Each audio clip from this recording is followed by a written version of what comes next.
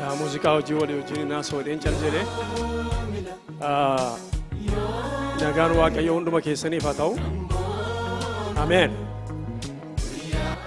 Galanni ulfinni Waaqayyoof haa ta'u. Guyyaa irraa ayyaana isaaf araara isaa baay'isee Waaqayyo yoo naannoo ga'eetu iddoo kana dhufne meeqan keenya akka gammannu hin beeku, garuu gammaduu uummatuma nurra jira. Maaliif namoonni guyyaa har'aa ga'uu dadhaban baay'eetu jiru sababii adda addaadhaafi. Anaaf isiniin garuu gammachuudhaan addanaan nu ga'eera. Ani gammadaa kooti mee ameen. Mee ulfina kennaa Waaqayyoof ani gammadaadha. Sababiin gammaduuf Yesuus Kiristoos teessoo isaarra jira. Mee ameen.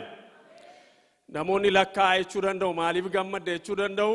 Waan itti gammaduu dandeenyu waan 10, waan 15, waan 20, waan 30 nuu laanne Waaqayyo. Waan itti gammaduu dandeenyu waan tokko nuu kenne, innis ilma isaa Yesuus Kiristoos. Waldaan kun yoo galeef harka isaa rukutee gammadee sagalee Waaqayyo fudhachuu jalqaba. Galanni ulfinni Waaqayyoof haa ta'u. Amma ammaatti tajaajilaa warra nu tajaajilaa jirtaniin fayyaa ta'a Waaqayyo isin haa eebbisu. Akkuma kana dura jedhu bara jireenya keessanii tajaajilaa hafaa. Amma Gooftaa Yesuus Kiristoos bira dhattanii yeroo sana tajaajiluun hin danda'amu, hin tajaajilamtu. Amma yeroo sanaatti Waaqayyo kanaaf nu haa qopheessu.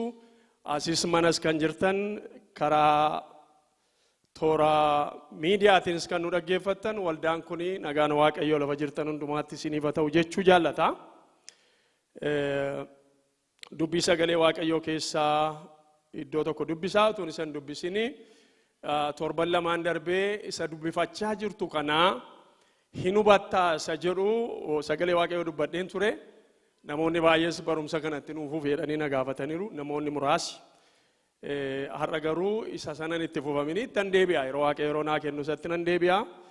Akkuma obboleettiin keenya beeksisaa turte yeroon kuni yeroo namoota waldaa geggeessanii yeroo itti filachuudhaaf jennu, yeroo itti muuddachuudhaaf jennu, yeroo itti dhaabbachuudhaaf jennudha. Yeroo itti filachuudhaaf jennu inni jedhu kuni afaan amantiitiin baay'ee badaa gaarii miti. Yeroo itti dhaabbannudha. Isa sababii ta'eef waamatti xinnoon achi keessa dubbachuu barbaada. Kanaaf wangeela Gooftaa keenya Yesuus Kiristoos Yohaannis akka inni barreessetti boqonnaa 10 lakkoofsa 14 amma 15tti isa jiruun maqaa Gooftaa Yesuus Kiristoosiin dubbisaatii kaa dhaggeeffadhaa.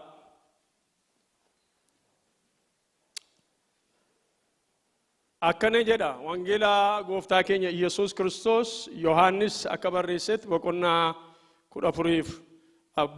10 lakkoofsa 14-15. Tiksee gaariin ana. Ani hoolota koo beekaa, hoolonni koos na beeku. Abbaa akkuman beeku, abbaanis na beeka. Aniif hoolonni koo wal beekna. Aniif hoolonni koo wal beekna. Lubbuu koos hoolota kootii fi nan kenna. In kadhanna Waaqayyoon. Yaasa abbaa beektu, yaasa hoolota kee beektu, yaasa hoolota kee wajjiniin wal beektu, tiksee hoolaa. Isa dabarsitee ofii kee nuuf kennise. Gaafa sana kana dubbatte ati. Har'a saba keetti waan dubbattu qabda. Maqaan kee bara baraan haa eebbifamu. Laphee saba kanaatti dubbadhu. Arraba koo naa saaqi. Gabatee garaa saba kanaa bal'isiif. Yeroon keenya eebbifamu. Maqaa Gooftaa Yesuus Kiristoos jiraataatiin. Ameen. Noora Waaqayyo isin haa eebbisu. Noora. Mata dureen koo tiksee gaarii jedhe. Tiksee gaariin egaa Yesuus Kiristoos. Macaafi qulqulluun biyya lafaa keessatti lallabu hundumtuu waa'ee Kiristoos Yesuus kan inni lallabu. Waa'ee isaa keessaan mootummaa isaa argina. Waa'ee isaa keessaan saba isaa argina. Waa'ee isaa keessaan jireenya bara baraa argina. Madrakii iddoo adda addaatti yeroo argitanii namni baay'ee isaa waa'ee seexanaa, waa'ee dhukkubaa, waa'ee sodaa, waa'ee dipireeshinii, waa'ee yaaddoo, waa'ee rakkinaa dubbata namni. Garuu wanti kun hundumtuu hiika kan inni argatu waa'ee isa tokkicha ta'e hundumaaf hiika isa qabu waa'ee Kiristoos Yesuus lallabuudhaaf waldaan kiristaanaa biyya lafaa dhaabatte. Waa'ee mootummaa Waaqayyoo lallabuudhaaf. Egaa akkuma nama jedhee waa'ee tiksee gaariin anaa hoolota koo wajjiniin wal beeknaa. Namni dhufee hoolaa isaa isatti namatu jechuudha. Waa'ee hoolaa isaatii amala hoolaa isaatii dhufanii itti himan. Isheen kun ariifattuudha, isheen kun daftee dheeddii, isheen kun daftee quufti, isheen kun haadha dabbasaati, isheen kun bareedduudha, isheen kun fokkistuudha jedhanii Yesuusitti waa'ee hoolaa isaa himuun hin danda'amu. Sababiin isaa innis beekaa, isaanis isa beeku sababii ta'eef. Namni mana kana keessa jiru kan isin baay'ee gammaddanii kan garaan keessan isin ciibsu isinitti mee garaa keessan isin ciibsu kan hin danda'u deeqaa kanatti Yesuus Kiristoos isin beeka. Ameen. Namni baay'een nun beeku ta'a amala keenyas hin beeku tarii bifa keenya beeka ta'a. Warri duraan nu beekan biyyatti nu irraanfataniiru. Amma namoota tokko namoota wajjiniin kaleejii baree maqaa isaanii malee fuula isaanii irraanfadheera. Maqaa isaanii malee fuula isaanii irraanfadheera. Kanaaf namoota duraan beeknu maqaa isaanii malee fuula isaanii irraanfanneerra. Namoota amma wajjin jirru immoo bifa isaanii beekna malee keessa isaanii hin beeknu ta'a. Namoota akka haasaa isaaniitti beekna, akka jecha isaaniitti beekna, akka hojjaa isaaniitti beekna, akka qabeenyaa isaaniitti beekna, akka barumsa isaaniitti beekna, akka maalummaa isaaniitti beekna. Yesuus Kiristoos garuu akka namummaatti isaan beekame. Ameen. Amma gaa waa'ee geggeessaa barsiisuun baay'ee cimaadha. Baay'ee rakkisaadhas.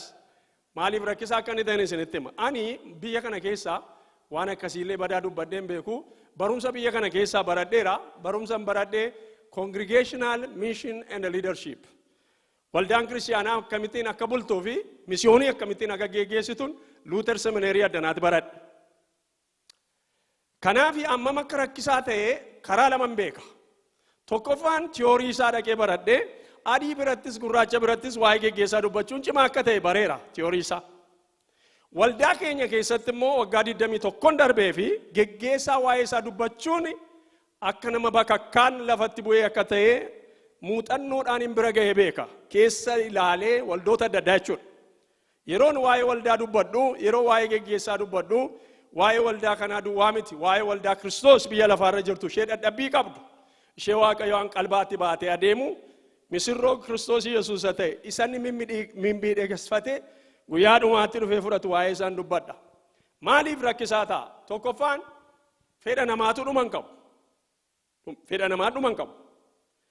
Biyya lafaa kana keessaa geggeessaanii waldaa kiristaanaa duwwaa biyyi lafaa hundumtuu geggeessaa qaba. Geggeessaan istaayiliin isaa akkaataan itti geggeessan ayidooloojiin isaa biyya kana keessaa baay'eetu jira. Inni kaan dimokiraatiidha, inni kaan aristokiraatiidha, inni kaan maaloodha, inni kaan waan adda addaa qaba. Inni kaan dikteetariidha, waan adda addaadhaan busha. Sababiin isaa fedha namaa guutuudhaaf kun hundumtuu. Inni kaan isa cabsee bituu barbaada, inni kaan isa sossobee qalbaatti baatee deemuu barbaada ta'a. Fedha warra geggeeffamuu duwwaatu hin ta'in fedha warra geggeessuun isin adeema. Kanaaf rakkisaadha fedha namaa dhuman qabu. Inni lammataa gara macaafa qulqulluutti gara waldaa kiristaanaatti yeroo dhufnu geggeessaa waldaa kiristaanaadhaaf macaafi qulqulluun kun dubbatu fi inni namni barbaadu yeroo baay'ee adda adda. Sababiin isaa it is so frustrating. Isa macaafa qulqulluu ilaaltan. Fakkeenyaaf yeroo hundumaa waggaa waggaatti macaafa qulqulluu keessaa kan lallabamnu Timootewoos isa duraa boqonnaa 3 lakkoofsa 1-7 isa jirudha. Kana ergan gaafa gooftaa fudhee obbeekee yeroo jaarsolii waldaa filamuu fedhan hundumaa iddoo hundumaatti lallabama. Kan akka kanaa namaan galiin garuu hin jiru. Kan waldaan irra deddeebitee waan akkasii barsiistu hin jiru. Kan amma yoonaatti namaa hin galle immoo isa kana jedhee yaada. Sababiin isaa garanni namaan galle waa'ee ceephoo namaa dhiisee nuni ammam akka inni sodaachisaa ta'uun dubbachuu barbaade. Fakkeenyaaf Timootewoos isa duraa boqonnaa 3 lakkoofsa 1-7 yoo dubbifattanii geggeessituu waldaa kiristaanaa ilaaltuu waldaa kiristaanaa kan ta'uu fedhu jedhee waan 16 ka'a. Waan 16 lafa ka'a. Waan 16 keessaa baay'ee dhagaa. Kan baay'ee nama dhibu yeruma jalqabuti nama waan ittiin jedhamu hin qabneedha waanta irra ilaalamu nama mudaa hin qabneedha. Anaan baay'ee na sodaachisa. Yeroon Ximootiyoos irraa boqonnaa 3 lakkoofsa 1:7 dubbisu ani waan tokko natti mul'atu Yesuus malee. Kana hundumaa kan guutu. Sana hundumaa kan guutu. Tiitoo yeroo dhannu Ximootiyoos irra waan 16 kaa'eera. Tiitoo yeroo dhannu nama dafee inaarree yookaan immoo nama lola hin jaallanne sedhutti dabale malee 18 jechuudha. Inni kun egaa isani daaquun warra jedhanii warra gargaartuudhaaf isani kaayatu hin ta'in geggeessituudhaaf isani kaa'e. Amma egaa yeroo barsiistanii nama kanaan kana hundumaa guutii yeroo jettanii nama sana Yesuusin gootanii jechuudha. Attam godhane namni sun. Namni suni kiraateeriyaa kana hundumaa isa guutuu danda'u Yesuusin of keessa kaa'a. Yesuusin of keessa kaa'a. Yesuusin isa keessa taa'e immoo kana guutuudhaaf amanamaadha. Ameen. Nama akkasii barbaaddoo ta'e hin joorinaa hin argamu. Nama isa kana guutu baatu garuu hin argattu. Ameen. Nama akkasii barbaaddoo ta'e hin joorinaa Itoophiyaas hin jiru, Addanas hin jiru, Eeshiyaas hin jiru, Laatiin Ameerikaas hin jiru, Westernis hin jiru. Namni kana guutu hin jiru. Namni Kiristoos Yesuus isa ta'e taabota kakuu sana baatu garuu kana keessaa kan isa guutu nama 30, 40, 50, 100 ta'uu danda'a. Mee kennaa ulfina Waaqayyoodhaaf achi keessa hin jira. Ameen, ameen, ameen. Achi keessatti of ilaalaa.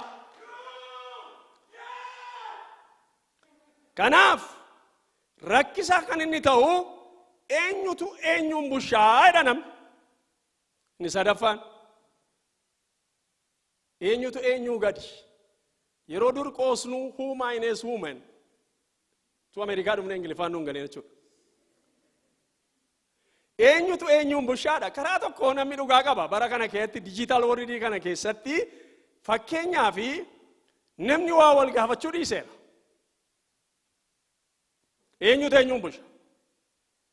Waan inni filamu inni immoo maal beeka isheen immoo maal beetti. Sababiin isaa yoo kasanii fudhatanii amma si'ana namni directionii karaa wal gaafachuu dhiiseera. Biyya kana yeroo nufe GPS'n koo magarsaa gibee ture. GPS'n keenya GPS'n nama baay'ee Dr. Tizaazuu faa magarsaa gibee faa warra akkasiin as goriiti yeroo kana argitu kanatti baata isarraan dalga gorteetu karaa akkasettu argamtaa. Jarri kun lamaan maqaadhee hundumaa karaa natti agarsiisaniiru. Kanaaf maqaa isaanii dhahe. Har'a am dead sure magarsaa gibee oddana jiraate Dr. Tizaazuunis jiru namoonni baay'een jirtu namni dhiyootti karaa isin gaafate akka hin jirre nana mana.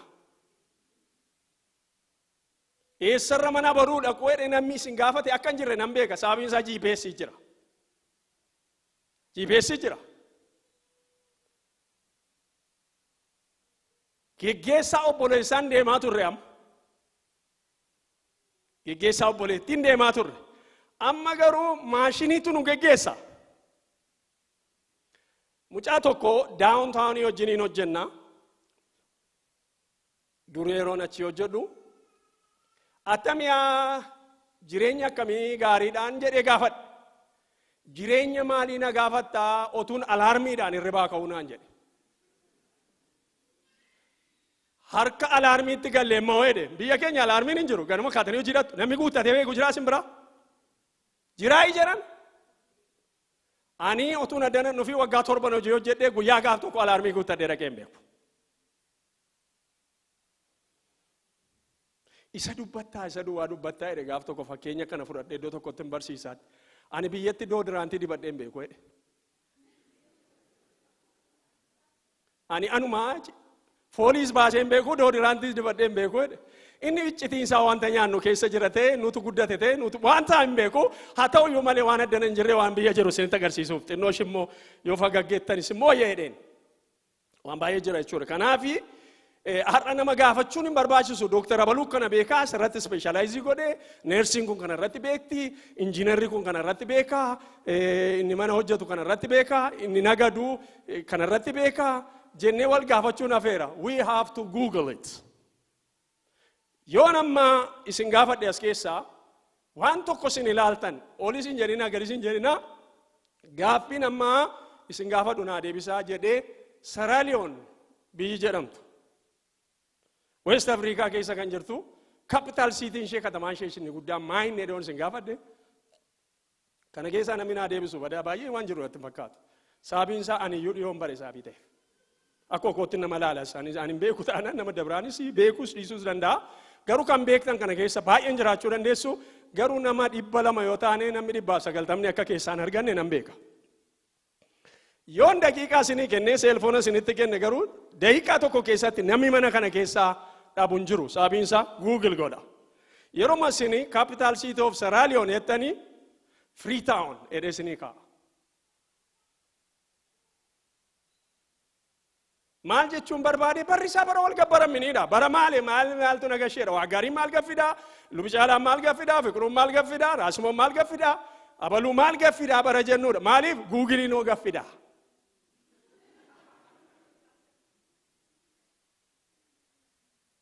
Argitanii Googilii abbaa argite achirra kaa'a. Reliable kan ta'e jira. Namni calluma dhee ogummaa isaa irraa hin dubbata. Soorsiin isaa eessa yoo ta'u malee kan isin barbaadan isinii fida.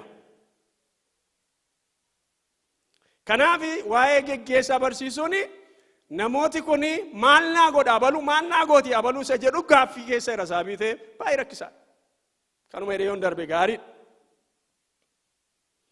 Egaa jaallanni jibbinesi geggeessaa barbaanna. Sababiin isaa nu hoolaadha malee yeeyyii miti.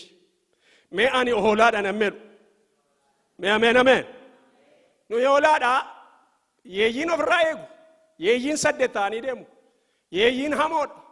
Yeeyyiin qeensi isaanii cimaadha. Ilkaan isaanii cimaadha. Hoolaan garuu akkas miti. Jaallanni jibbinesi nama barbaanna. Namoonni baay'een Facebook irratti ani abdii kutadheeraadha ni caafu. Fakkeenyaaf wanti isaa dhugaa dheereen yaada nama wanta yeroo hundumaa wanta dhugaa barreessu tokko galgalan barreessaa.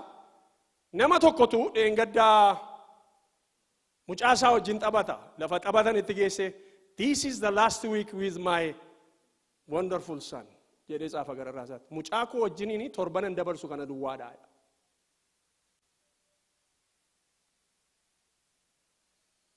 Egaa deemuu kooti lammata wal argina taa'edha.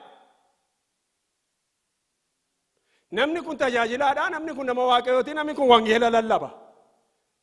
Facebook irratti nagaa dhaammata.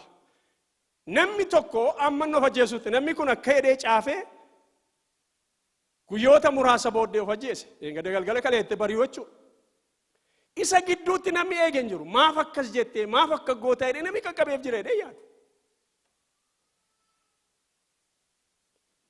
Keessumaa kan dhibu kuni yeroo kosa dhumaadha. Yeroo nedhu tokko jalatti wonderful picture faayidaan jalasaaf. Sanni nageenya. Nice picture bro edha jala. Argiteetu? Nice picture bro, nice Bible. Namni jedheen jiru nama kana hambisuun hin danda'ama ture garuu tiksee hin qabu. Nama kana namatti siquun qabu. Nama kana nama maaliif kana jettee bilbilee yookaan fiigee dhaqee gaafatu hin qabu tiksee hin qabu garuu tajaajilaadha. Garuu wangeela lallaba nama cimaadha bifaan nama baay'ee miidhagaadha nama guddaadha nama fayya buleessa fakkaata. Bara dhaammatanii duuf yeroo jedhan maaliif akka goota jedhee namni nama hin gaafanne keessa jirraa bara walitti siqne nutti fakkaata malee bara yeroo hundumaa caalaa tiksee barbaannuudha bari kun. Jaallatanis jibbitanis tiksee barbaanna sababiin isaa nu hoolaadha. Akkuma kana dura dubbadhee hoolaanii bineensa keessaa saaxilamtuudha. Ciniinuudhaaf hoolaan diina ishee ciniintee ofirraa ittisuudhaaf ilkaan fuulduraan qabdu. Beektu kana. Fuuldura hoolaa addana ilkaan hin jiru. Ilkaan illee ciniintee ofirraan ooyitu. Gaanfaa waraanuudhaaf akkuma kana dura asitti himee gaanfi ishee achi deebi'aadha. Geexiidhumaaf itti taa'e malee diina ittiin loluu hin dandeessu. Waaqayyotu lolaaf hoolaadhaaf. Ameen. Ameen. Gaafa hoolaa taatanii waaqayyoon loluu jalqaba gaanfa keessan achi deebise. Ameen. Gaanfi warra akkasitti dhaabatu isaan hamoodha. Warra gaanfi isaanii gara booddeetti duufeef garuu waaqayyoon lola. Ameen. Kanaaf lubi caalaa nama yeroo kadhatu waaqayyo akka loluuf kadhata biyya keenyaaf. Sababiin isaa Gaafa isaanii gara booddeetti deebi'aadha. Lolachuu hin danda'an sababii ta'e. Hoolaan kan isin dhibu bineensa fiigicha hin dandeenye keessaa hoolaan tokko. Fiiganii waa jalaa hoolaan otuma isheen akka raafamtu abbaan fedhe qabata. Hoolaan dandeessee fiiddu bara. Hoolaan biichee miti. Hoolaan quruphee miti. Hoolaan bosonuu miti. Hoolaan neenca miti. Hoolaan qeerramsa miti. Hoolaan yeeyyii miti. Suuteettee deemti. Piisfuuliidha sababii ta'eef. Maaliif akka waaqayyo baqattee akka isheen jalaan baanee miila isheen saffisneef hin beeku ani garuu hoolaan saaxilamtuudha. Kanaaf geggeessaa barbaadde jechuun barbaade. Tiksee barbaadde. Jifachuu hin dandeessu, ciniinuu hin dandeessu, baqachuu hin dandeessu. Dubbiin sagalee waaqayyoo seexanni amajaajin naannoo keessan naannee marsee aadaadha. We are encircled jechuudha. Kana keessaan ala jira namni jedhu mootummaa waaqayyoo ala jira jechuudha. Namni mootummaa waaqayyoo keessa jiru mootummaa amma keessa jiruuf sagararraa sana wanta dhiphaa ta'e, wanta seera qabu, wanta eegumsa qabu, wanta gorsa qabu, wanta jaalala qabu, wanta nagaa qabu keessa jira malee hunduma keessa jira miti namni waaqayyoo. Murtaa'aadha jechuudha. Waan murtaa'aa keessa sababii jirruufiti isin naannee aadaa. Sababiin isaa biyya lafaati isaaf kennamaadha naannee aada. Kan keenya garuu murtaa'aadha. Maaliif iddoo kana keessa wanta jirutu mootummaa fakkaata sababii ta'eef. Mootummaa waaqayyoo fakkaata sababii ta'eef. Kanaaf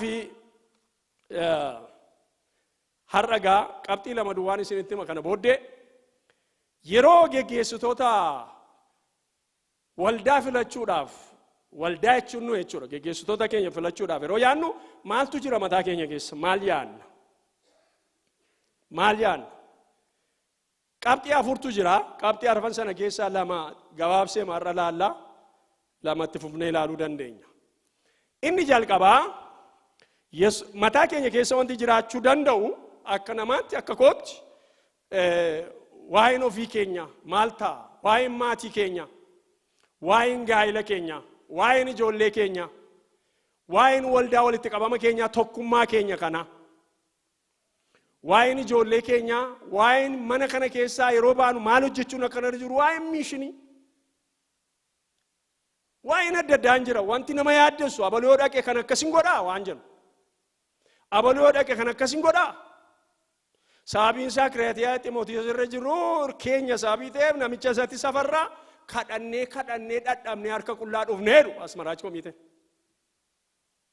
sababiin isaa kana fudhatanii dhaqu yeroo Kiristoos Yesuus mana isaa akka geggeessanii dhaxxanii gaafatan Kiristoosuma fuudhaa dhaqa ameen Kiristoosuma fuutanii dhaqu waan afur tokkoffaan Kiristoos yaada keenya jalqaba dhufuun kan irra jiru geggeessaa yeroo yaannu geggeeffamuu yeroo yaannu misyoonii yeroo yaannu ulfina yeroo yaannu dibata yeroo yaannu guddina yeroo yaannu baay'achuu yeroo yaannu ijoollee yeroo yaannu maatii yeroo yaannu gaa'ila yeroo yaannu jalqaba Kiristoos Yesuus yaadu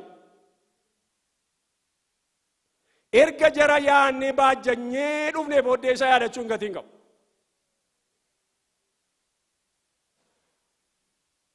Kiristoos kuni akkasedha Ibroota boqonnaa 12 lakkoofsa 2 Iyesuus isa amantii keenya jalqabee fiixaan baasu sanarraa ija keessan hin buqqifatina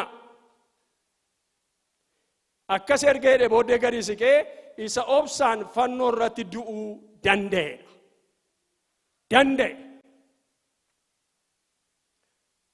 amala Kiristoos erga laalanii booddee nama kana keessa obboleettii kana keessa obboleessa kana keessa humni Kiristoosin dhaggeeffachuuf Kiristoosin fakkaachuu keessa irra sababii ta'eefi namni kun cimaa jabaa hundee qabeessa otoo hin ta'in hundeessa ta'e Kiristoosin of keessa gashuuf hin danda'a namichi kun hin dandeessi obboleettiin kun kan jedhuudhaan nama sana arganna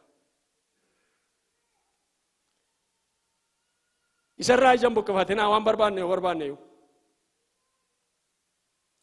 Kiristoos Yesuus isa waldaan kan isaa ta'e Maatiyos boqonnaa 16 lakkoofsa 18 irraa ani dhagaa hin sochoone kanarraa waldaa koo nan dhaaba'e frustrate goone yeroo tokko inni waldaan kan isaa ta'e kuni isa ilaaluurraan kan ka'e akkaatiyaatti inni itti waldaa fudhate hariiroonni waldaa wajjiniin qabu akkamittiin akka nu waldaa ilaalu yeroo ilaallu mataatiin cabnu namichi kun dhufee nu balleessaa anta akka keedeen beeku maal Yesuusiin caala waldaa keenya diiguudhaaf fedha balu akkeedha mootummaa hin diigamnetti amanneedha. Ibroota boqonnaa 12 yeroo dhattanii mootummaa diigamuu hin dandeenyeedha. Daani'eliin odhattanii mootummaa caalu eenyu tokko isa diiguu kan hin dandeenyetti amanneedha. Mee ameen. Maal appeetii pereperamna riyaa baduu dhufee diiganne. Maaliin karaa tokko mootummaa hin diigamnetti amanneenneetu shallalaa deemna. Karaa dabinaa single person nama tokko sodaachuurraan kan ka'eeti namni raafama. Kan eewuti waldichi kan Kiristoos Yesuus kan eewu kan eegu kan saa kan ta'e Kiristoos Yesuusidha. Mee ameen. Mee ameen. Sodaa tokko qabaadheen beekan. Sodaa tokko. Maafan sodaadha. Yoo dogoggoree yoo karaarraa kaatee yoo haalli galuufi didee yaada tokkoon qabamee waan adda addaa malee namni waldaa diiguudhaaf jaarsolii waldaatti filamu hin jiru. Period. Isinitti himan. Hojii kootedhe dadhabbii isaa keessaan garuu waldaan miidhamuu dandeessita. Inni isa balbala hoolaa ta'e sana balbala kellaa hoolonni keessa jiraatan ta'e sanaadha. Akkasidha Yohaannis boqonnaa 10 lakkoofsa 7 ani balbala hoolaati jedha. Karaa balbala kanaa ol ba'us gadi ba'us ol seenus dheedicha sin argatu jedha. Sababii geggeessitoonni keenya perfect ta'aniif geggeessitoonni waldoota adda addaa perfect ta'aniif otoo hin ta'in kan waldaa keessa jirru mudaama qabu mudaama isaaniitiin Waaqayyootu hojjetuuti balbala inni ta'e gara mana isaatti ol linneetti hin gadi baanu garuu Yesuus Kiristoos ta'uu isaati. Mee ameen. Ameen. Kana jechuudha. Balballoo isaa balballi natti hin cufamu yaadduu danda'u sinirra. Abaluuta akka cufee abaluuta akka si jalaa cufee abaluuta akka si jalaa cufee abaluuta akkas ta'e balbala koo cufame baay'ee namatu natti odeessa abaluufaaf balbala sitti cufeerani anaan garuu Waaqayyo balbala natti cufee hin beeku. Mee gammadaa Waaqayyoon balbalatti cufeera fiqiruutti warrettani yoo jiraattanii fi gammadaa guddisaati anatti balballi hin cufamne. Mee ameen. Yesuus bara baraan gooftaadha. Sababiin isaa balbala hoolota kellaa hoolonni keessa jiraatan balbala isaa kan ta'e Yesuus isanitti amanuudha. Mee ameen. Yesuus isanitti amanuudha. Yeroo nama filuuf ennu kun balbala natti cufaa nan jaallatu kun yeroo hundumaa hamaa koo hakiyaa bakkeedhe yeroo hundumaa hamaa koo malee dubbatu namicha kana natti hin fidinaa jedhe dhufee hin duutaa jedhe akkuma inni Ramaada galaadii yoonatte hin galtu jedhe maaliif beektu situ raajjate hin galtu hin duuta laga sanatti jedhe Mikiyaas dhufe namitti waan hamaa natti dubbatu natti ergitaa jennaan erga ati fudhatte amante du'a keessitti labsa jedheetti erge Waaqayyo. Balbala isinitti cufamuu sodaatina balballi Kiristoos Yesuus. Mee ameenadha.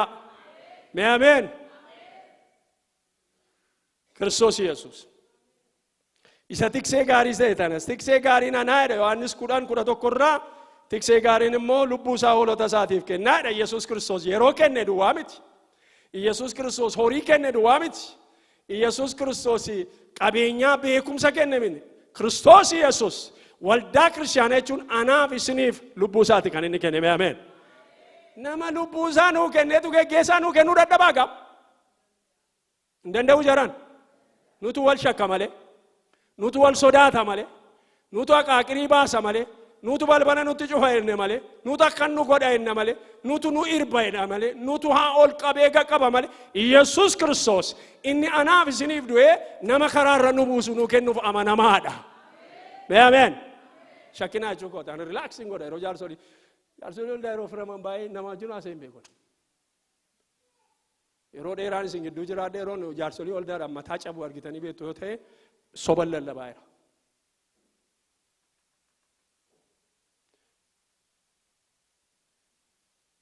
Maaliif inni hoolicha beeku, inni balbala ta'e, inni du'eef anaaf isin wajjin jira. Amen.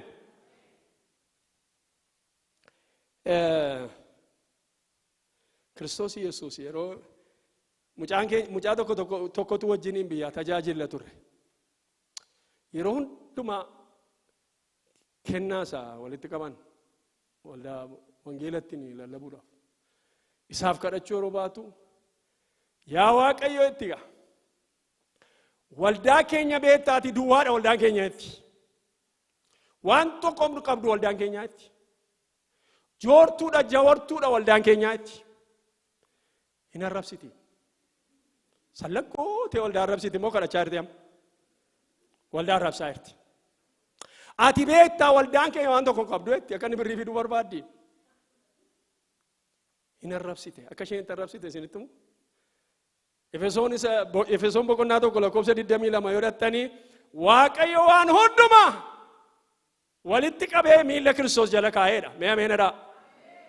Miti? Waan hundumaa walitti qabee miilla isaa jala kaa'e isa waan hundumaa walitti qabee miilla isaa jala kaa'e kan ammoo waldaa kiristaanaadhaaf kennaa godhee kenneedha. Ani sooressa nammeedhu harka isaa rukutee gammadee ililchee afaarfatu.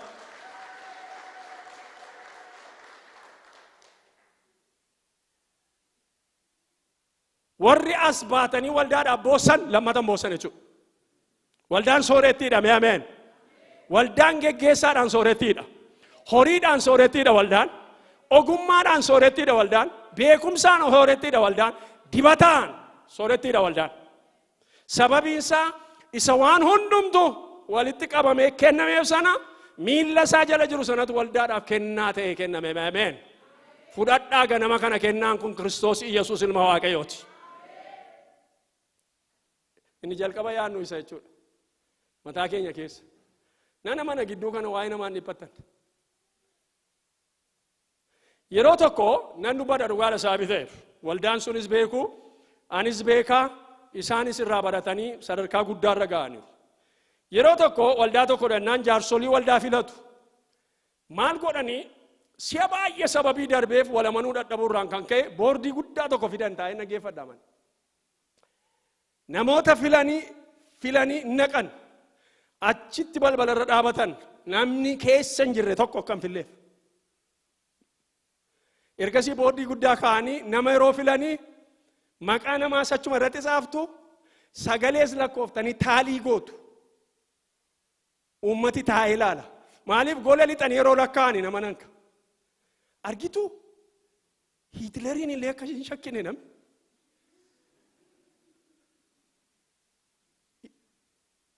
Akka hin shakkine akka itti filanii abbaan yaada kennes achirratti taalii godhanii asumatti kenname, asumatti lakkaa'ame, asumatti himame. Trust waldaan kiristaanaa amantii irratti hundaa'a. Hundeen keenya koo amantiidha.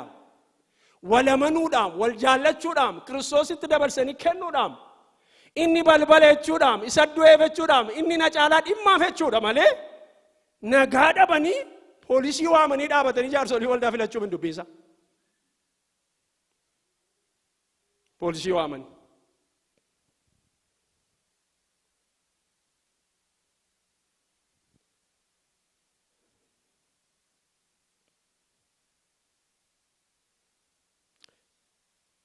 Yesus Kristos. Amma Yesus Kristos miila dhiqeedhu. Amma waldaa kana keessa nama miila nuu dhiquu barbaadu isin. Anatoon hin argee hundi sifadhu. Miila isa liitiraalii moo?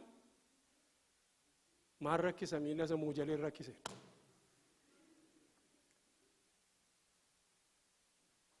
Amma waldoonni baay'ee miila dhiqaa jiru.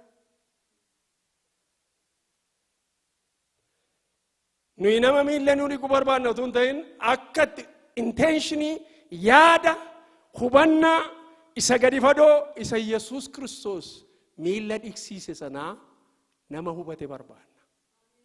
Ameen. Of gaddeebisuu jechuudha. Of gaddeebisuu. Yeroo tokkoni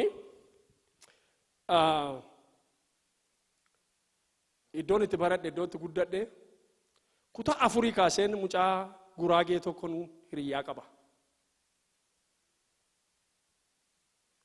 Hiriyaa kootii kutaa 4 qabna amma 11tti 12tti wajjin hin barre.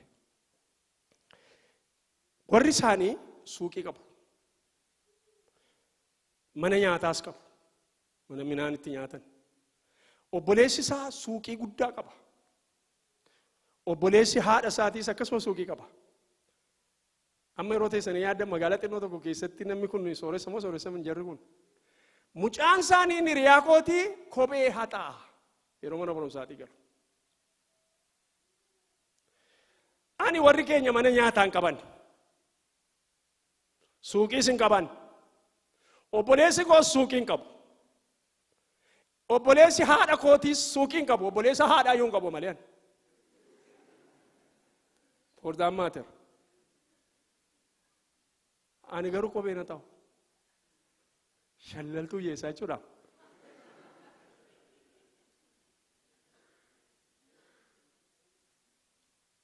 Gaafa tokko waan inni dhibee isinitti himu manatti na fuudhee galee kutaa 6 barra.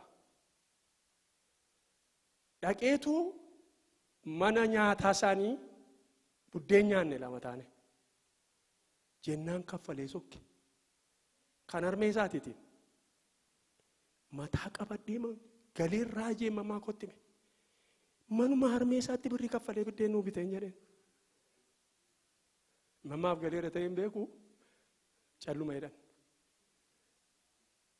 Isaan suuqii qabu, mana nyaataa qabu, obboleessi suuqii qaba, eessumi suuqii qaba, mucaan kophee haxaa, fiqiruun waan tokko hin qabu, kopheen haxaa garuu shallalaadha. Maaliif fiqiruun gad jedhuun barbaadu ka? Dhageessaniittu namni kophee haxaa'u mataa irratti fuudhee haxaamin namicharraa baase akka godhee mataa irratti haxaamin gad jedheetu haxaa isayyuu mucaanana gaashaan godhecha gad jedheetidha. Jarri suni mucicha maal barsiisaa yeroo bor suuqii qabaattaa, bor mana nyaataa qabaattaa, bor hin sooromtaa. Akkamitti mi'aansa akkasitti beekamuu fi amma miila namaa jalaa gugguufeedhaan malee mucichaana caalaa waan barbaadan kennuuf hin danda'u. Isa dhiisaanuu nan jiraadhe. Namni kophee haxaa'u waan 3 waan guguddaa harka isaa keessaa qaba. Tokko bishaan. Inni lammataa saamunaadha. Inni sadaffaa qalamiidha. Mee fooxaa unan dhiisatti hin gossan. Bishaanni dubbii Waaqayyooti. Namni yeroo gad jedhu bishaan tarkaa'eera. Inni bishaan isa ta'e dubbii isaatiin qulleesse waldatti jedhamani. Saamunaani qalbii jijjiirrachuudha maaliif xurii gadhiisisa. Xuriitu gadhiisamani. Erga dubbii Waaqayyoo dhagee erga qalbii jijjiirratee qullaa'ee booddee dibata dhufa. Hin argine borroshi. Gaashaan borroshi jettanii beektu. Akkuma mastaawotii yeroo isin hidhattan. Isa dhoqqee duwwaa fuutanii hidhattanii keessatti of ilaalaa galtu. Addanallee kophee haxaachuun hin jiru bada. Namni gad jedhee dubbii Waaqayyoo qaba. Namni gad jedhee humna qalbii jijjiirrachuu jireenya isaa keessa jira yoo balleesse iyyuu. Namni gad jedhee dibata tarkaa'eera dhumarratti isin dibaga. Mee ameen. Mee ameen ameen. Mee ameen. Isa bishaan baatu nuuf haa kennu Waaqayyo. Mee ameen. Isa saamunaa baatu nuuf haa kennu Waaqayyo. Isa dibata baatu dhumarratti immoo. Mee ameen. Yesuus bara baraan gooftaadha.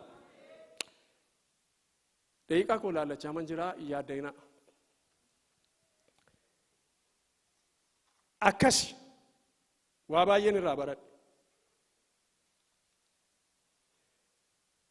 Walumaa galaa yeroo geggeessaa barbaannu, yeroo geggeessuu barbaannu, yeroo geggeeffamuu barbaannu sammuu keenya keessa jalqabaa ilma Waaqayyoo Yesuus Kiristoos gaddoof deebisee argamuutu irra jira. Nama akkasii barbaanne naan hin argattan sababii ta'eef namicha keessa Kiristoos Yesuus akka inni bulu inni immoo amala sana nutti akka argisiisu akka isheen nutti argisiistu duwwaadha malee nama kana dhannee faabriikaatti waldaan kun hojjechiifachuutu irra jira nama akkasii barbaanna. Namuun hojjetamu malee. Akka itti Maariyaam bishaan daadhii wayiniitu dhume manichi mana cidhaatii warri sun walamachuu namni immoo walamata. Nama yeroo dhufu koo mana keessan yeroo dhufu waan baay'ee ilaala. Hojii makooti. Fotoo jireenya isaa keessaan kaafate sokka. Baazruumii keessan, maaloo keessan, qalamii siree, qalamii maaloo isa girgiddaarra jiru isa gola maaltu nama gasheessa mana tokko lixee waan keessa jiru hin beekan. Wanta baay'ee jira, wanti itti wargaman baay'ee jira. Namni wal keessa fiiga daadhiin wayinii dhume. Qaaniidhaan jaratu galee hamata ka. Salphina kan jedhamee caafamee beekuma caafa qulqulluurraa. Sababii inni mootummaa waaqayyoo nama hin gashine miniin. Daadhii dhabuun mootummaa waaqayyoo nama hin gashu nama hin dhoowwatu beektuni. Sababii jarri mootummaa waaqayyoo keessaa hir'ataniif salphina guddaa jedhamee caafame mitiin. Sababii warri waamicha dhufan galanii isaan hamataniif. Walii galleerra?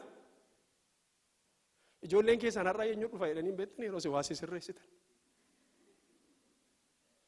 Kolfaa malee gaashaan hunda keessan irra gaheera. Who is going to come? Har'a eenyu dhufuuf jedhu ganama kaanii yeroo manni qulqullaa'utti ka'u. Because dur hin beekan ka?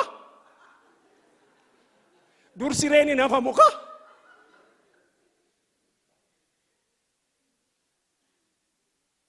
Dur macaafin kaka'u ka waan bariirraa waan adda addaarraa. Saaniin macaafa wal bira taakaaru kan? Hankee dubbattaa kan jenne. Hankoos ta'uu danda'a. Miti jaran, ayi tolee koo mataa raase sirriidha jedhee. Nama toleen yeroo mana barumsaa ture saaniin isaa saddanaa macaafi isaa saddanaa ayi nooheem. Walbeenna saabii ta'e. Xaaxaa kana hundumaa salphina kan jedhame kanaaf nuyi koo kan salphannu nama sodaannaaf nuyi. Amma isin keessaa namni biyya keenya kophaa karaarra deemee waraabessa sodaate beeku jira. Nama mini yeroo dukkanaa kan isin sodaatan. Miti naan. Ani nama malee bineensa sodaadhee beeku dhugaa. Yoo mala fadhiittanuu bineensi isin irraa gora.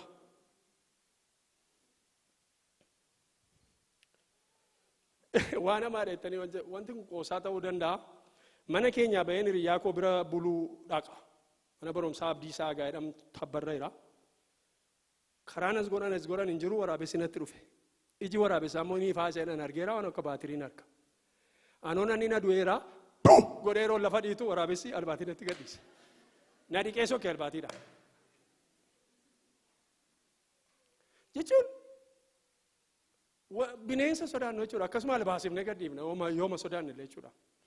Namni garuu sodaatama. Kanaaf akka jettee cikicikii dhiisaatii jette Maariyaam. Waanuman isinitti mee godhaa jette. Mee ameen. Mee ameen. Yesuus bara baraan gooftaadha. Maal hubattuun maal nama akkasii? Isuma Yesuus godhe godhaa waldaa bushuudhaaf. Isuma inni godhe godhaa sagantaa geggeessuudhaaf. Isuma inni godhe godhaa luba ta'uudhaaf. Isuma inni godhe godhaa jaarsolii ta'uudhaaf. Geggeessaa ta'uudhaaf. Kwaayirii ta'uudhaaf. Worshippii ta'uudhaaf. Mishineerii ta'uudhaaf. Isuma inni godhe godhaa. Mee ameen. Yesuus bara baraan gooftaadha. Isuma Yesuus fakka isuma godhuudha bakka. Duukaa mubbu'anii. Inni lammataa daqiiqaa shaniin itti dabalaa amma sa'aatiin 12. Inni lammataa mootummaa Waaqayyooti. Tokko Yesuus mataa keenya keessa yeroo nama filuu fedhu nama dhufa. Intinaanii maal sitti fakkaataa jenna.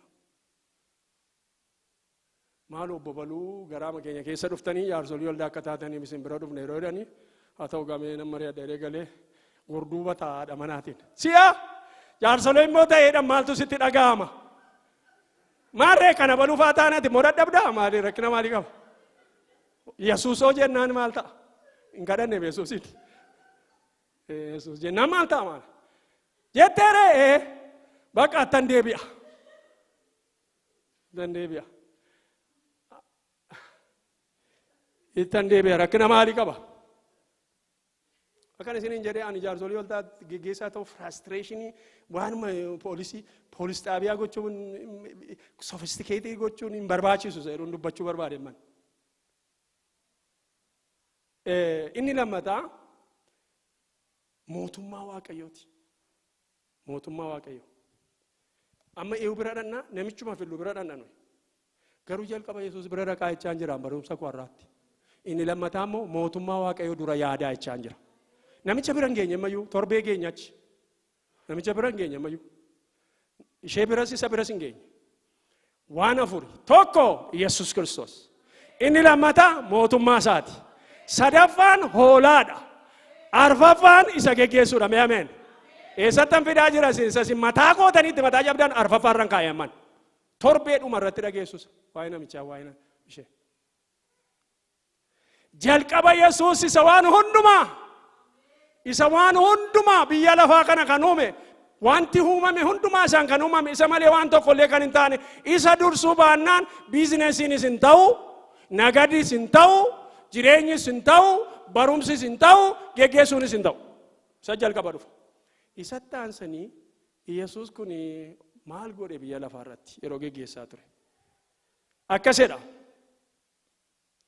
Maatiyos boqonnaa 13 lakkoofsa 11 irraa wanta nuyi hubachuu qabnu akka yuuyyeetti akka gaddeebiitti of hin ilaallu nuyi. Yesuus iddoo nu kaa'een isinitti agarsiisa.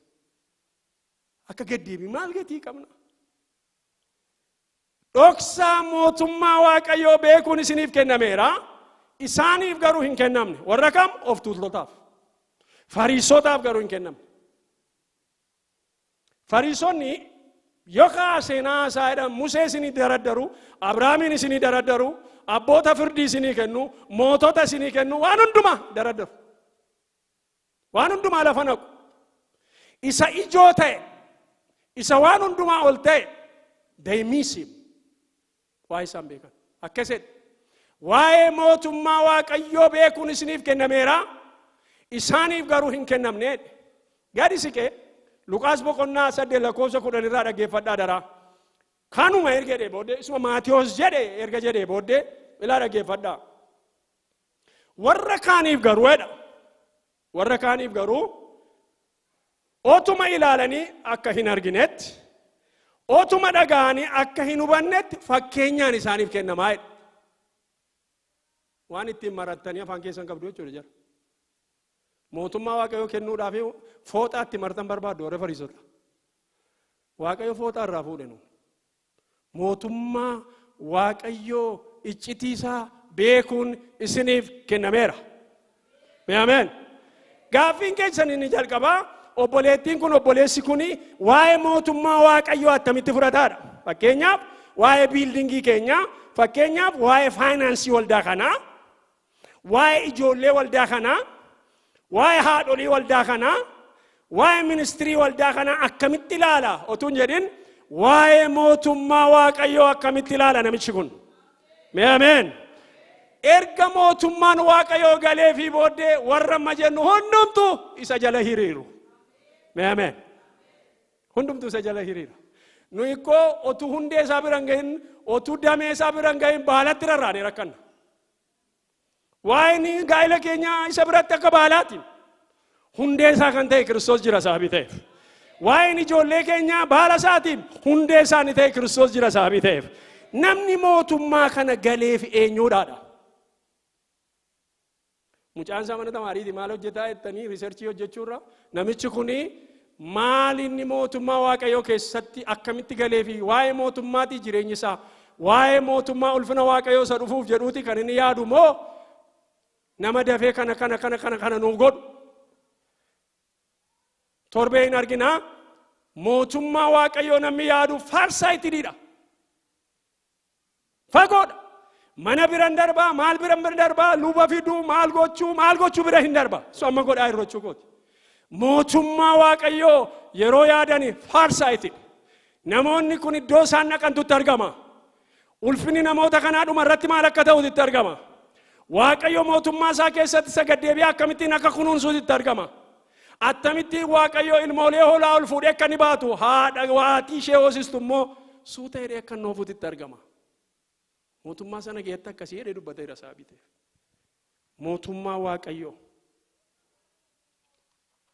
Inni lammataa mootummaa kana komplikeeted gochuudha kan nama rakkisu. Barsiisaa tokko jira kutaa 8 yeroo baru. Hisaabuma karaa sirrii nu gashuun irra jiru mataa nu naannessa. Tata godhee hojjetan yeroo isa malee namni jiru biyya lafaarra nuuf. Komplikeetii godha. Mana barumsaa Jimmaa yeroo dhattanii namicha hamaa tokko ture. baayokemistirii barsiisa. Hamaadhaa jedhu yeroo gibbii lixa waa'ee namichaati bakka waa'ee dooktarii sanaati. Haay waaqni isa jala hafteennaan isa jala baateennaan egaa miindaa nyaatte nama taate jechuudha isiniin jedhu yeroo isin dhattan. Maaliif isinitti mubeetta? Obboleessa isaa ari'ee faayiree effii kennee fi obboleessa isaa quxisuu isaa ari'ee eddanaa jedhan. Argitanii akkatti namichi beekamuu barbaadu. Obboleessa isaa fi ugaraan laafu obboleessa isaa hun ari'ee isiniin jedhu yeroo dhattan. Gadhummaa namicha argitu maaliif obboleessa na xannachiisu isa ijoollee irra dhaabatee iyyuu. Maaliif otuunni achirratti ispeeshaalaayizii godhee barsiisu obboleessa isaa wallaalee ari'ama. Gadhummaa isaa akka ta'e hin beeku obboleessa isaa iyyuu hin ari'ee sodaadhaa akka jedhaniifiti saampilii godhate dhaa godhee gurbaa ari'ee biddeen malee jireenya malee hambisee ittiin beekamee achi keessa jiraata. Sofistikeetii godhe baayokemistirii isa. Extremely sophisticated. Otuu dhaxxanii hin barini garaan isin dhumaa jechuudha. Mootummaa waaqayyoo komplikeetii warri godhan jira. Kanumaan isinitti meen egzaampilii isaa wajjin fixa.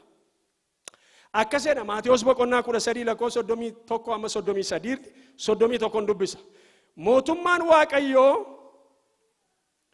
ija sanaaficaa namni fuudhee qotiisa keessaa facaase fakkaatti jedhe. Ija sanaaficaa. Argitu isa namni akka atoomik boombiitti ilaalu. Isa namni kun mootummaa waaqayyooti. Namni amma waaqa iddoo aarsaa jedha. Iddoo aarsaa kana baay'ee sodaata namni. Kan inni sodaatuuf Yesuus iddoo sanatti hojii hojjetaadha. Yesuus kunnoo lafa muuziqaa sanattis hojiin hojjeta. Iddoon isa murteessu. Sofistikeet gochuun hin barbaachisu. Mootummaan waaqayyoo akka sanaaficaa namni maasii keessatti facaaseeti jedha. Yemmuu facaasan hin argamtu yeroo biqiltu garuu guddatee muka hundumaa caalaa simbirroonnis mandhee isaanii irratti ijaarratu jedha. Yeroo lafa buustan hin argitan. Namni waldaa kiristaanaa geggeessu isa masii gadi boombii atoomik boombii buusee isin argisiisee harka walitti isin rukuchiisuu miti. Wanta hin argamne facaase bor immoo irraa haamamee simbirroonni irratti mana ijaarratu jedhee nama amaneedha. Ameen. Isu ammaa barbaanna yoo ta'e isu ammaa bakka ammoo gucci kana godheera waggaa lama keessatti jedhee namni suni harka walitti isin rukuchiisee sokka. Garuu akkasidha. Mootummaan waaqayyoo hubachuu jechuun akka ija sanaaficaati jedha. Iji sanaaficaa yeroo isin facaastan hin argitan yeroo guddatu muka hundumaa caalaa damee guddaa godhataa simbirroonnis irratti mana ijaarratu jedha. Namni mul'ata qabu namni mootummaa waaqayyoo galee maal godhaa? Har'a waan hin argamne fakkaate waan hin galateeffachiifne waan harka nama irratti rukuchiifne waan abaluun jedhamne waan feesbuukiitti nama hin baafne waan yuutuubiitti nama hin baafne waan shillimaata nama laanne tokko hojjeteetu gaaf tokko namichi haduusa jiraatus iji isaa guddatee muka hundumaa caalee ija baay'ee godhata. Nama mul'ata kanaa qabuudha jechuudha. Mootummaa waaqayyoo sofistikeetii nama godhumin akka ija sanaaficaatti nama laaluudha. Inni lammataa mootummaa waaqayyoo raacitii dubartiin fuutee daakuu safara sadiitti maktee bukeessite fakkaata. Raacitiin suni bukoo guddaa sana bukeessa jedha. Adara raacitii qabdaa jiru. Daakuun kuntaalaan jira. Bishaanni mana jira. Raacitii gandaa hin fudhatu biyya keenya. Dhimma baafti kaa dhufte. Warri raacitii hin beekne dhiifama naa godhaa.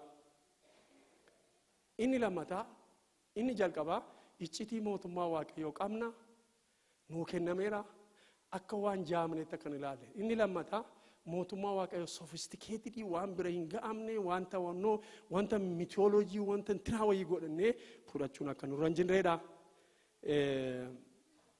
Isattaa nutti fufnaa gooftaan isin haa eebbisu. Sa'aatiin gosa abii dhumee fi ol kaanee waaqayyoon galateeffannee xumurra.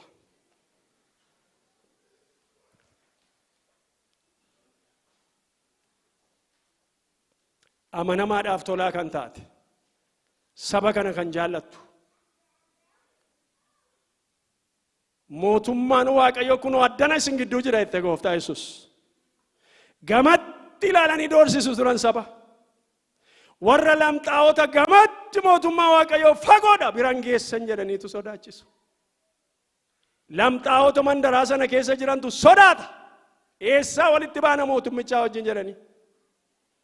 Gooftaan Yesuus Kiristoos qullaa'ee isaan qulleesse. Mootummaa waaqayyoo iyyaafatu turani warri Fariisotaa. mootummaan waaqayyoo kunoo addana isin gidduu jira. Mootummaan keenu gidduuti wangeela waan lallabuuf si haa galatu. Mee ameen. Mootummaa kee keessatti of argaa waan jirruuf si haa galatu. Mootummaa kee waan nu hubachiistuuf si haa galatu gooftaa. Saba kee addaaf addaa waan itti dubbatteef si haa galatu. Sabi kee saba yaa waaqayyo dhiigaan bitame, saba gatii qabu, karaarra yeroo deemu ulfaataadha. Yeroo mana namaa dhaqu ulfaataadha. Yeroo waldaa dhaqu ulfaataadha. Yeroo nagadu ulfaataadha. Yeroo hojjetu ulfaataadha. Saba kana salphisuu kan barbaadu maqaa Yesuusin kan salphate haa ta'u. Mee ameenadhaa. Ha salphatu namni saba kee salphisu. Situ du'eef sababii ta'e mootii du'e mini, pirezidaantii du'e mini, xaqilaa ministeerii du'e mini, pooppii du'e miti gooftaa, luba du'e mini, raajoti du'e miti, ergamoota du'e mini, Kiristoos Yesuus du'e saba kanaaf. Sabi kun ulfina kan akka ofirratti argu maqaa Yesuusin ayyaana kee baay'isiif. Galanni ol Waaqarra siif haa ta'u. As lafarratti siif haa ta'u. Maqaa ilma kee Yesuus Kiristoos jiraataatiin. Ameen. Noora dhiifama. Xinnoo sin turseera yoo ta'e. Xumureette. Ayyaana guddaadha kun xumuruun. Ol kaaname.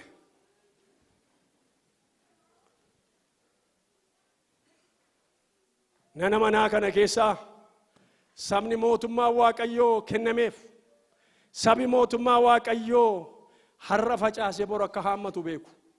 Har'a waan hin argamne lafa buusee bor immoo isa hundumaa caalu, isa ijirraan dhumne, isa irratti aara galfiin ta'u karaa koo hin hojjeta jedhee sabi yaadu saba eebbifamaadha. Kanaaf hin galateeffanna waaqayyoon. Galanni isaaf haa ta'u. Ulfinni isaaf haa ta'u. Hooqubaan isaaf haa ta'u. Maqaa Yesuus Kiristoosiin humni dhukkubaa kan cabe haa ta'u. Humni yaaddoo kan cabe haa ta'u. Ati du'a mootee kaateetta. Yaa Waaqayyo dhukkubni nurratti hin mo'in. Du'i nurratti hin mo'in. Keessumaa sodaan nurratti hin mo'in. Ati sodaa cabsiteetta wanta ta'eef. Galanni ulfinni siif haa ta'u. Maqaan kee haa eebbifamu. Sabni kee gaa gooftaa xissedhe akka nama lolee mo'atee galuutti makiinaa isaa oofaa. Hojii isaa dhaqaa, jireenya isaa dhaqaa, nagada isaa nagadataa, barumsa isaa barataa, hojii isaa hojjetaa, tajaajila isaa tajaajilaa, akka inni magaalaa kana kee deddeebi'uuf ayyaanni kee haa baay'atuuf. Mee torban kun torban eebbaa haa ta'u. Kana hin goota isa tolaaf amanamaa ilma kee Yesuus Kiristoosiif jedhee. Ameen. Kadhata abbaa keenyaa olii wajjin hin kadhanna. Yaa abbaa keenyaa waaqarra kan jiraattu. Maqaan kee haa qulqullaa'u, mootummaan kee haa dhufu. Jaalalli kee waaqarratti akka ta'e akkasuma lafarratti haa ta'u. Kan nu ga'u buddeen keenya har'aa nuu kenni. Yakka keenyas nuu dhiisi. Nus kan nu yakkaniif akkuma dhiifnu. Qoromsatti nu galchin hamaa nu oolchi malee mootummaan kan keetiyoo humnis galannis bara baraan. Ameen. Garaa keessaniif yaada keessan ol fudhadhaatii eebba Waaqayyoo fudhadhaa. Waaqayyo isinaa eebbisu isinaa eegu. Waaqayyo fuula isaa gara keessanitti deebisu isinitti isaa araaramu.